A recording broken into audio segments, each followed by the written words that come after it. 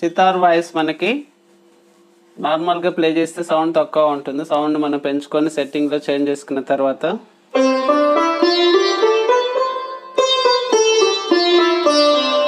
ఆ విధంగా వస్తూ ఉంటుంది మనకి. సితార్ వాయిస్లో ఒక పాట ప్లే చేసుకుందాం.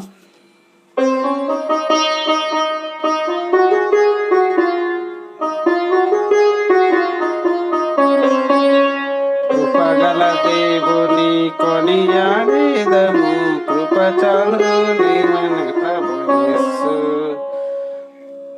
పాపములన్నీ చేసిన వారము నెపములంచక తన ప్రాణమిడే కృప ద్వారా నిరక్షించమగల.